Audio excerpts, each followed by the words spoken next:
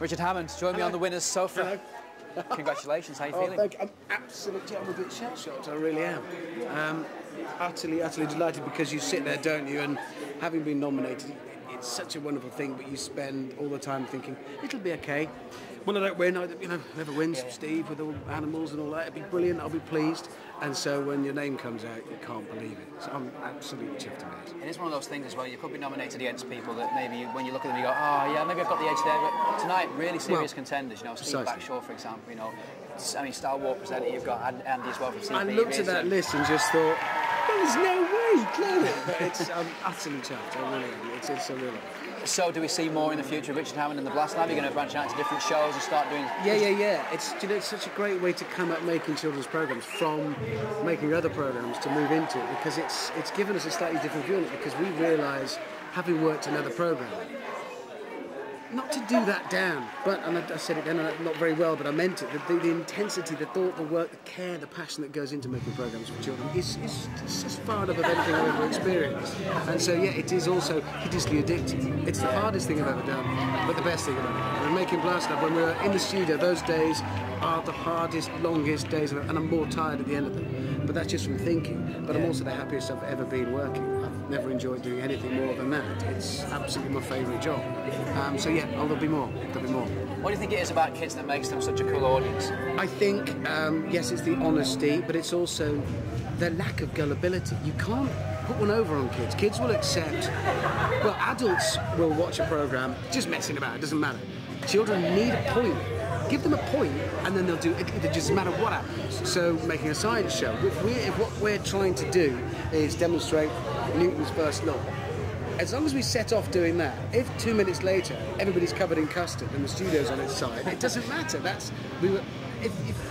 I think with a children's audience, if you just set out to do something to amaze them, you never will. Because how are you going to better a child's imagination? You can't. Their imagination is unfettered by all the things that constrain ours down the years. Theirs are just absolutely wild places.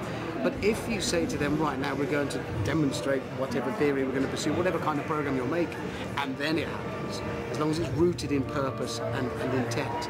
So yeah, they're a much more demanding audience, but when you get it right, when a child comes up and says, and this does happen, if a child will come up and say, I watch Blast Lab, I nearly faint with pride and pleasure, because there was so much work going into making it. It's your baby, isn't it? And also, I think the revealing thing, as a part of the industry to work in, every meeting you have just dissolves into talking about the programmes you watched as a kid. And the fact that they have such an influence on you, and that we're now involved in making those programmes for another generation, that's a massive deal. I mean, that's bigger than making anything else I've ever made. Because if I do it right, if we all do it right, kids in 10, 20 years' time will be talking about what they used to watch, about what's that's an enormous honour. It's a huge responsibility, and that's what's reflected in this room, and the amount of thought that goes into everything that's made.